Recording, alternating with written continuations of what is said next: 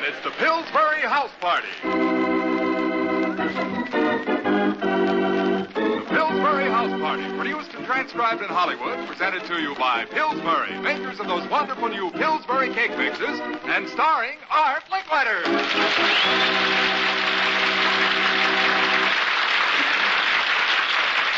Well, it's Pillsbury time again here in Southern California, where the very first breath of fall in the autumn is in the air today. A little chilly, but we have a wonderful warm audience. And among them, we may find today's winner of the weekly contest. This week, as you know, at the Pillsbury House Party, we're looking for the oldest father with a child under a year of age.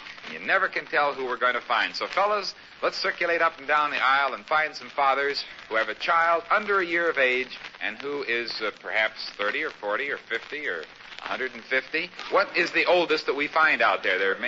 33. 62. That's pretty good. Any older than 62? 90 what? No, that's his seat number back there. This is the man who's 62 coming up now on the stage. Wearing a little goatee? How do you do, sir?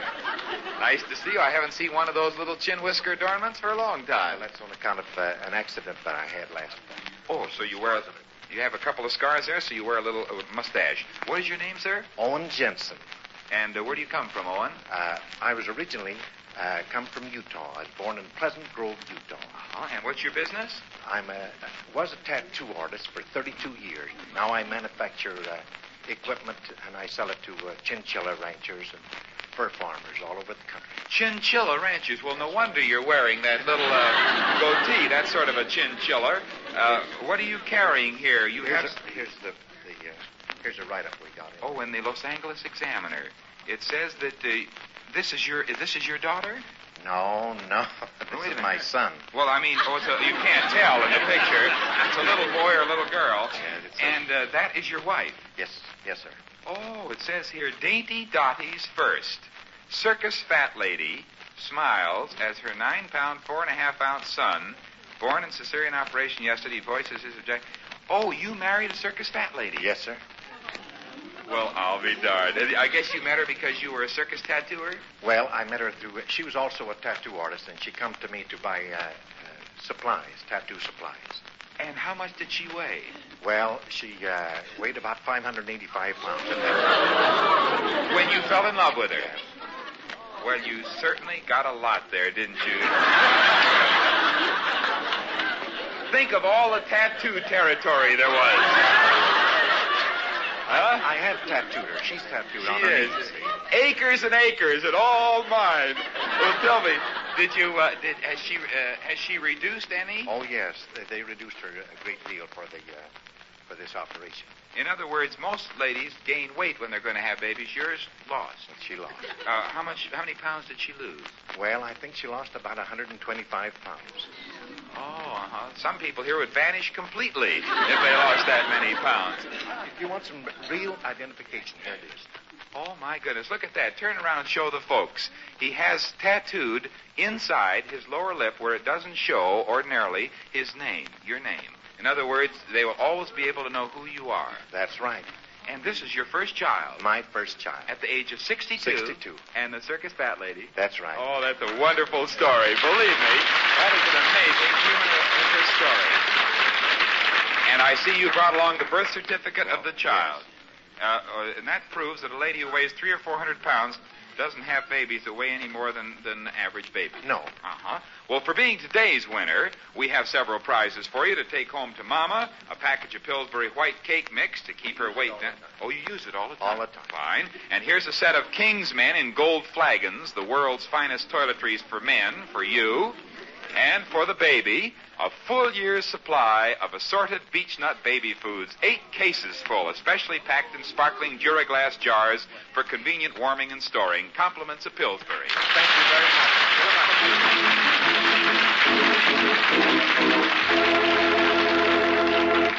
Oh, isn't that an interesting interview, Jack? Certainly is, Art. You know what? I have an idea. I'm going to have Pillsbury tattooed right on your nose. Oh, that's television. We're getting ready for it. Who's our next guest? All right, over here we have Mrs. Myers, and you better look out because she says she's a mighty good cook. I'll bet you are. You look like a good cook. Your first name is? Honor Myers. Honor. That's a nice name for a lady, isn't it? Where'd that come from? Oh, my grandmother.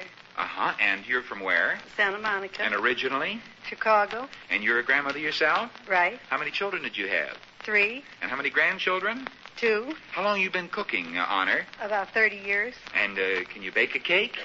Yes, I've baked, but I've had a lot of failures. Along with the good ones. That's right. Who taught you to bake a cake? Oh, I learned myself, I guess. You know, your mother didn't teach you as a No. little girl? Uh-huh. Didn't they used to stick a straw in cakes? That's right. They don't need to do that anymore, do No. you? Uh-huh. You say you've had failures, but have you ever tried Pillsbury? I tried it for the first time last Thursday. And what happened? I was amazed to find what a good cake I could make. Without going to all the trouble That's that you true. had. Well, of course, if you've been cooking for how many years? 30. 30 years, that's quite a switch for a lady. 30 years one way, and then you switch to a new way. And I hope that our listening ladies will take your advice, and I'm delighted to know that this is a true story from you, Honor. You live with your husband, or? I'm a widow. You're a widow now, so you don't make too many cakes. Oh, yes, I do. You do? Mm-hmm. For the neighbor kids? No, for my daughters. Good, good. I think it's important that no matter how long you've been cooking, you have an open mind about trying something new. And if you ladies have never tried Pillsbury chocolate fudge cake mix, I wish you would. All you have to do, and you check me on this, Honor, you just add milk. Isn't that right? That's right. You can't miss. Your results are perfect every time. And, of course, the same is true of Pillsbury white cake mix. Now, we want you to have a package of each, Mrs. Myers, and for being our guest today, a beautiful twin waffle iron to take home. Compliments of Pillsbury. Goodbye.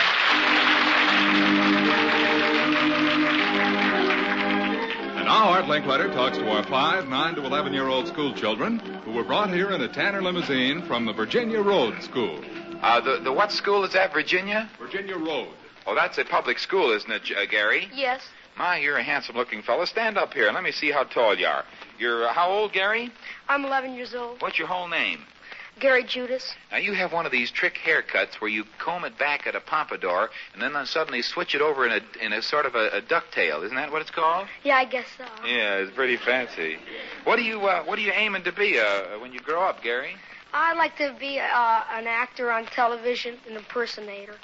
Oh, uh-huh. Well, that's quite good for a boy of your size because by the time you're my age, we'll really have television, you think? Yes. Well, can you impersonate anybody? Yes, I can impersonate Peter Lorre. Well, let me hear a little of Peter Lorre. I am going to kill you. I will take off your head and throw it in your face. Well, I think that's a good start. Do you? It's a nice, pleasant outlook on life. Do you have any other impersonations?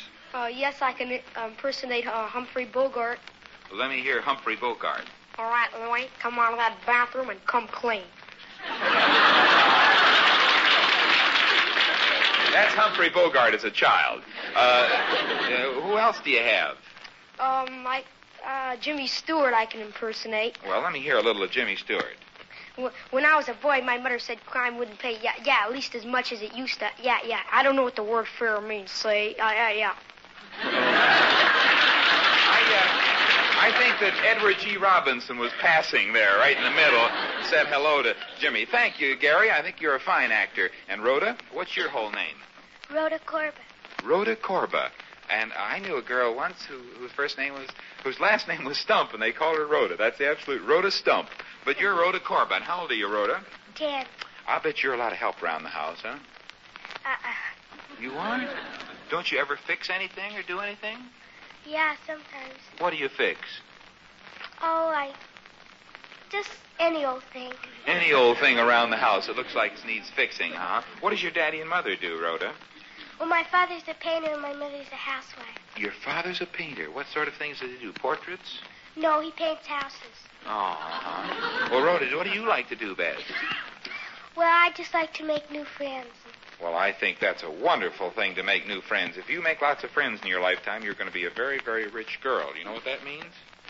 No. Well, that means that friendship is really much more to be desired than money, and you'll be rich in friends. And Rhoda, what do you think you'll be? What do you want to be when you grow up? I just want to get married. That's all. Just want to get married. What kind of a man do you have in mind, Rhoda?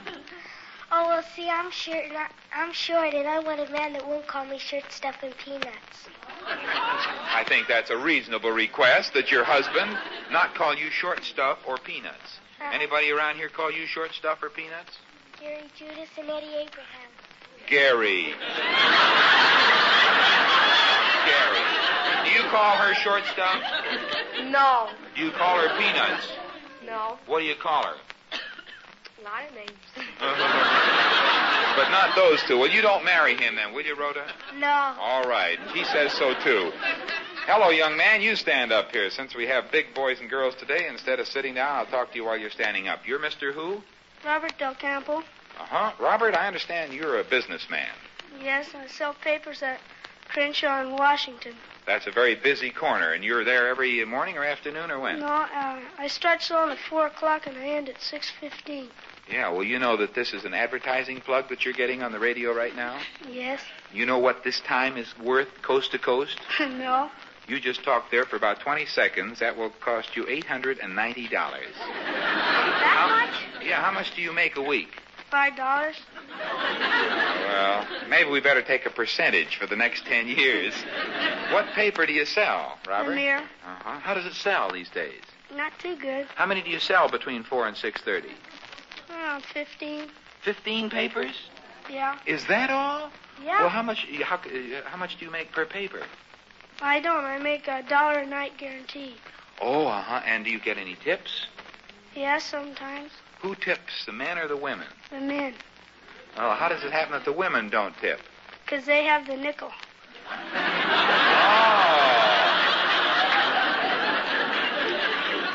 And the men have extra change, huh? Yeah. Well, the Mirror is a mighty fine paper, and I'll bet you're a mighty fine businessman, Robert. What do you do with the money you make, the $5 a week? I usually buy stuff. What do you buy, for instance? You got anything that you can show us that you bought? Yeah, this coat, How much the coat cost? $10. Well, that's pretty darn good. I bet you shop for it yourself, too, huh? No, I went with my mom and my dad. Well, they picked it out and you paid for it. Yeah. Oh, brother. Okay, Robert, he's a fine young businessman. I think he deserves a lot of credit. Would you stand up? What is your name, honey? Janice Wells. And Janice, how old are you? 10. What does your daddy do? Well, he works in the good humor business. Oh, your dad's a good humor man. Yeah. Oh, I bet I know what you like to eat, huh? Ice cream? Yes. What's your favorite ice cream? Sherbet. Oh. Favorite ice cream is sherbet. Well, what flavor, I mean, huh? Orange and vanilla. Oh. What do you think you'll be, Janice? A good humor woman? No, I don't want to be that. What do you want to be? I want to be an actress or a singer. Oh, an actress? Can you act? Yes. Well, we'll give you an audition. What do you want to do? Do a couple of dramatic lines for us. Oh, how come you leave me when I love you so? That's enough. How can you leave me, huh? Believe me, I won't leave you, honey. Well, here's another. How'd you like that acting, huh? Oh, it was okay. She put a lot of heart in that, didn't she? I think she was looking at you when she said that. What's your name? My name's Rolf Polishar. Who? Rolf Polishar. Polishar. What kind of a name is that? I don't know. I got mixed up there somewhere before. Yeah, sure did. Everybody ought to know where his name. Where'd you come from, anyway? The hospital.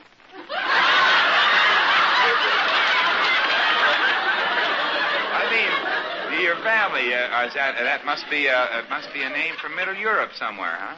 How about the first name? R-A-U-L-F. That's My dad took that out of the alphabet. You mean he just picked letters out of the alphabet at random? Yeah. Well, you might have been named Scrooge. He got the wrong ones. What do you like to do best? Thinking with radio. You have a radio? I got a lot of radio. Maybe you'll turn out to be a radio engineer. Would you like to be that? Yes. I'll have you meet our engineer right after we're off the show, and maybe you'll change your mind. Good luck to you, Ralph, and all of the 5 youngsters who are today. We want you to take back to your public school with you a table model radio for the classmates to enjoy, a table model radio from Stromberg Carlson, makers of the finest in television, and for each of you, a sensational new Whitaker-made Pixie camera with color film. Compliments of Pillsbury. Goodbye, kids.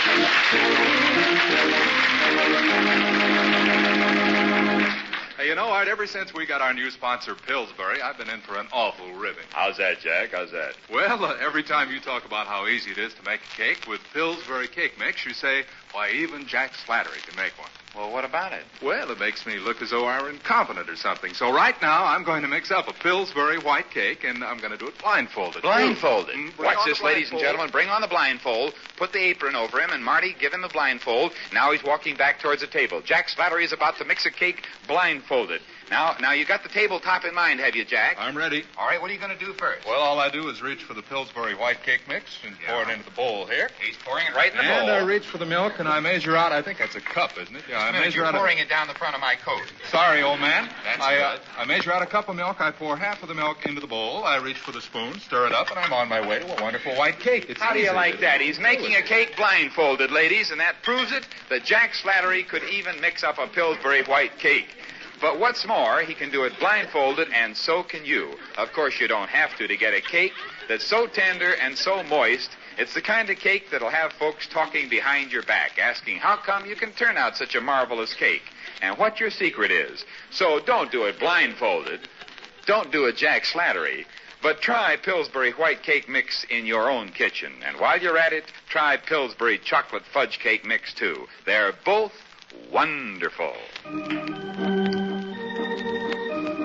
And now Art Linkletter welcomes a special guest. Our guest today is a man who has spent his entire life and works every day trying to save you money by teaching the American public how to avoid racketeers and swindlers. The head of the Better Business Bureau activities in these parts, Mr. Bob Sample. Bob? How are you? Well, let's see, Bob. It's been since last spring since we chatted about what the racketeers are trying to foist on the American housewives. What's the newest thing? Well, the newest thing is called the golden gimmick. The golden gimmick. Well, That's a gimmick, I know, is any kind of a device, and gold speaks for itself. But what is the golden gimmick? Well, the golden gimmick is a door opener for a lot of salesmen that want to have some tricks to sell the housewives. What is the gimmick they use? Well, in this particular thing, they indicate that they are making a survey, or that the housewife will be able to help make a survey frequently. And it spoils a lot of real surveys. A lot of people are interested in helping any kind of a survey for the good of everybody concerned. And so when you find somebody that uses it as a trick to sell people something sometimes that they don't want, or to probably, shall I say, case the house. Oh, you mean that a man might come to the door and you're anxious to be in the survey, and he asks you when you're at home and when the maid's at home and right. so forth. He can find out when you're not there. When you're not there, so that he can move in if he's so inclined. Well, do they find out that most women want to be part of surveys? Yes, they do. They're very interested. Survey seems to be a magic word, and therefore it spoils the real legitimate surveys when they have a lot of phonies operating. So what should our listeners do when a man comes to the door and says, I want to make a survey? If they can't show credentials of some real survey, some legitimate survey organization, don't answer any questions. And if they don't show you the credentials, don't give them any information. Thank you very much, Bob. And now let's go down in the audience. I hope those words of wisdom will save a lot of you listeners from losing money that you don't have to. Now, we're going to ask for some volunteers who have questions for Bob Sample about things that they might have run across in their own life. And I see a sergeant standing up in the second row. Where are you from, Sergeant? I'm from South Dakota. I'm in Wilmington now. And you live in what's your name? Sergeant John Gleason. Sergeant John Gleason. What would you like to ask Bob? I've got a question here. I have received several offers for my oldest daughter, which is 2, to try out for television. I'd like to know what kind of racket that is. You have a daughter 2 years of age, and people want to get her into television. Yes. What about that, Bob? Well, that's the old counselor racket, where they tell people that they are interested in having their children for television and so forth. Then they get them in to charge them a fee to either have their pictures, the child's picture taken, or to come in and get training and so forth. And usually they have no connections whatever with any legitimate television organization or anything of that kind. Better save your money. Your chances of his child getting into television would be about 1 in 1,000? Well, that's a high percentage. I mean, it would probably be more like 1 in 2,500 because they seldom ever get in that fashion. Sergeant, I hope we've saved you a lot of trouble and some expense. Thank you very Pick much. out a number from 1 to 100. 99. 99. Well, that may win you something. Let's see. Here's another volunteer, a lady who's come up here. Her name is Mrs. J. Durr, From where? Los Angeles. What would you like to ask Mr. Sample? Would you recommend a Lonely Hearts Club for a way to meet new men friends? A Lonely Hearts Club. But now, that is something that you read about in papers and you hear about all over the United States. Would you recommend that as a way for a lonely woman to meet a lonely man? I certainly would not recommend it because there have been times when people have been swindled out of money as a result of that type of organization. In other words, while you can't prove it always on the... There, you can't always prove it, but nevertheless, they sometimes use that as a means to get the confidence of the person interested and then fleece them of any money that they may have. It's not against the law for a Lonely Hearts Club to operate. Well, it all depends. You have to prove a lot before you can prove that it is a violation of the law, but it just isn't a good idea to meet people in that fashion. In other words, you folks in the Better Business Bureau would like to uproot them, but it's pretty hard to get rid of them. Well, that's right. That's right. Is that good enough advice for you? Very fine, thank you. You pick a number from 1 to 100. 55. Thank you very much. Let's get a man over here on the left side. His name is Mr.? John Durker. Where are you from, John? Monterey. What do you do? I'm a naval officer. A naval officer in civilian suit today. What would you like to ask Mr. Sample? Well, I've received numerous material through the mail, insurance material, and it's been from out-of-state companies. Is this legitimate business? They want to get your life insurance? Yes, sir. By mail? Yes, sir. Oh, what about that, Bob? The only thing I can do there is caution you to deal with an insurance company that is licensed to do business in the state where you live, because frequently if you do buy mail order insurance, you may have to travel many, many miles to another state to collect any claim you may have, because if they are not licensed to do business in this state, they don't need to answer any suits that there may come as a result of your situation. So in order to do it, you have to go back to the state where they are located. Causing you a lot of expense and inconvenience. Probably more expense than you'll collect. How's that, Lieutenant? Fine. Is it Lieutenant? Lieutenant Commander. All right, sir. And you pick a number from 1 to 100. 23. 23. We have time for one more quickie. Let's go over to the other side, the man in the green pants. Your name is? Andrew Fair. Where are you from, Andy? Washington, D.C. And what do you do? Well, I'm going to be a student. You're going to be a student. Yeah. Well, what's your question? Well, I was wondering whether the regulations in connection with rental fees to be paid to a real estate company in... Renting a house? Yes, with their In other words, assistance. you're a new arrival out here. That's right. Are there rules, Bob? Well, there are not definitely any rules. Usually these outfits charge a fee, and they will put it on the basis of perhaps $10 now and $25 additional if they find you something. Now, the $10 is not refundable.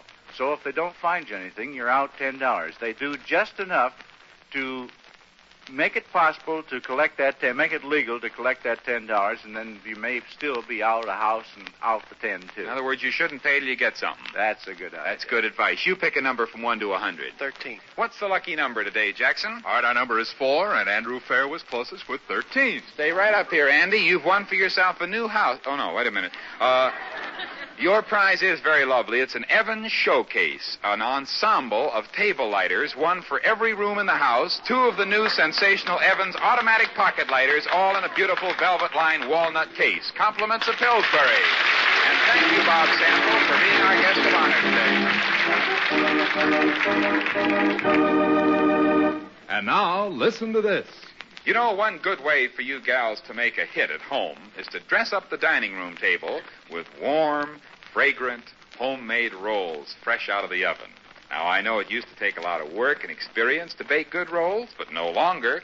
Where's that little blue and white package, fellas? Hold it up, will you, please? It says Pillsbury Hot Roll Mix on it. You'll find this on your grocer's shelves, and believe me, the finest homemade rolls you've ever tasted are in there. All the dry ingredients are in a package of Pillsbury Hot Roll Mix, and even a special protective packet of lively, high-vitality yeast to give you perfect results every time.